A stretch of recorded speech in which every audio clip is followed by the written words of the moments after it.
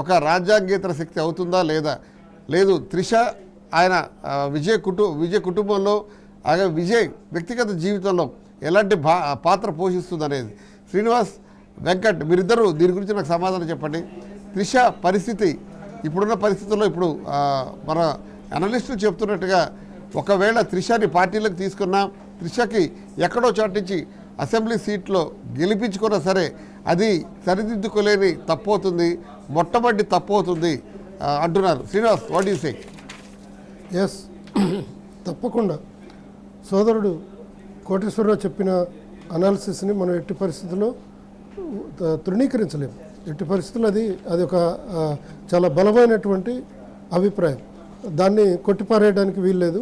100% అది జరగడానికి అవకాశాలు కూడా ఎక్కువగా ఉన్నాయి. త్రిష వల్ల భార్య పిల్లలకి దూరం అయ్యాడు. అదే త్రిష వల్ల రేపు ప్రభుత్వంలో సక్సెస్ఫుల్గా రన్ చేసుకుంటాడనే గ్యారెంటీ కూడా ఎవరు ఇవ్వలేరు. అలాగని విడిపోతారు లేకపోతే సమస్యలు వస్తాయి అని చెప్పి కూడా చెప్పలేరు. ఏమైనా జరగవచ్చు కదా, ఏదైనా జరగవచ్చు. అందువల్ల ఏది గ్యారెంటీ కాదు. ఇక్కడ త్రిష వల్ల తప్పకుండా ఆయనకి కొన్ని సమస్యలు భవిష్యత్తులో ప్రభుత్వ పరంగా వస్తాయి. ఆల్రెడీ ఫ్యామిలీలో వచ్చినాయి, భవిష్యత్తులో ప్రభుత్వ పరంగా కూడా వస్తాయి.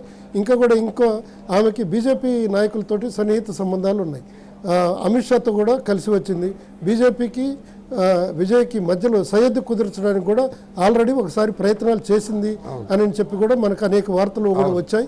అందువల్ల ఇది కొంచెం తమిళ ప్రజల్లో కూడా కాస్త డ్యామేజ్ అయ్యేటువంటి అంశాలే తప్ప అదనంగా అతనికి విజయ్కి వచ్చే ప్రయోజనం పెద్దగా ఉంటుందని మేము అనుకోం ఇప్పుడున్నటువంటి పరిస్థితిని బట్టి. అయితే త్రిష ఆయనకి ఎంతవరకు ఏ రంగాల్లో ఆయనకు ఉపయోగపడుతుంది అంటే గ్లామర్ పరంగా ప్రజల ఓటు బ్యాంకుని తన వైపు తిప్పుకోవడానికి త్రిష ఏమన్నా మేలు చేసిందంటే అది లేదు. ఆమె కాలు మోపిన దగ్గర నుంచి ఇతనికి సమస్యలే ఉన్నాయి.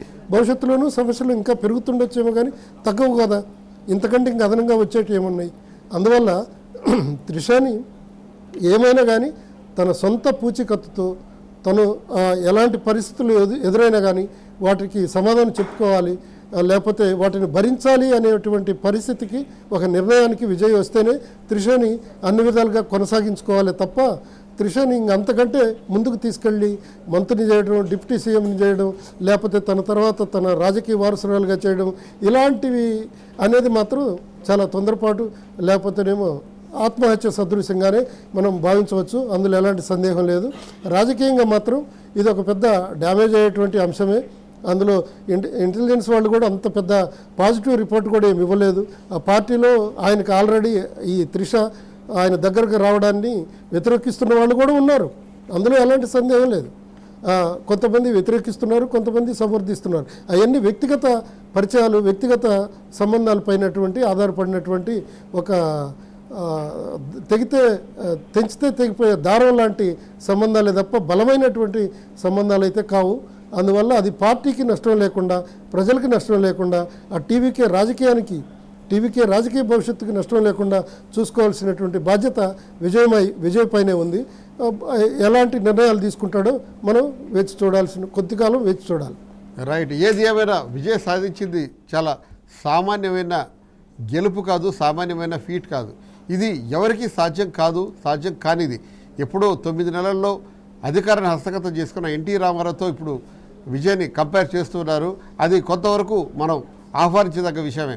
కాకపోతే విజయ్ ముఖ్యమంత్రి అయిన తర్వాత తమిళనాడులో కొత్త సంస్కృతికి, కొత్త విధానాలకి ఆయన దారి తీసే అవకాశం ఉంది.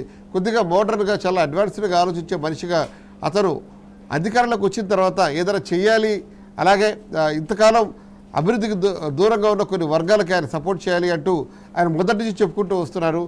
ఆయన సినిమాల ద్వారా, అలాగే ఎక్కడెక్కడ ఏ కారణాలతో అయితే స్టాలిన్ని పక్కన పెట్టి విజయ్కి అధికారాన్ని హస్తగతం చేశారో, చేతికి అందించారో, ఆ కారణాల కోసం ముఖ్యంగా లా అండ్ ఆర్డర్ కానివ్వండి, ఈక్వాలిటీ కానివ్వండి, అలాగే అవినీతి కానివ్వండి, అనేక అంశాల గురించి ప్రజలు ఆయన మీద పెట్టుకున్న ఎక్స్పెక్టేషన్స్ని విజయ్ అందిపుచ్చుకుంటాడని, దాన్ని డెఫినెట్గా ప్రజల ఆకాంక్షలకు అనుగుణంగా పరిపాలన చేయడానికి ప్రయత్నం చేస్తాడని మనందరం ఆశిస్తాం.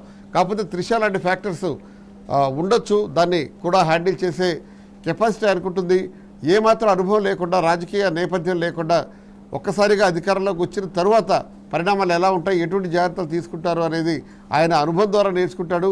అలాగే ఆయన మంచి కోరేవారు ఆయన పక్క నుంచి ఆయనకి సపోర్ట్ చేసి ఆయన ప్రజలకి ఆకాంక్షలు నెరవేర్చే విధంగా ఆయన మార్చుకోవడానికి ప్రయత్నం చేస్తారని మనం ఆశిద్దాం. చాలా థ్యాంక్స్ కోటేశ్వరరావు గారు. శ్రీనివాస్ ఈరోజు లైవ్ షోలో పాల్గొనేందుకు, వెంకట్ తిరుపతి నుంచి మనతో మాట్లాడేందుకు ధన్యవాదాలు. ఇది ఈరోజు లైవ్ షో. రేపు మరో పాయింట్తో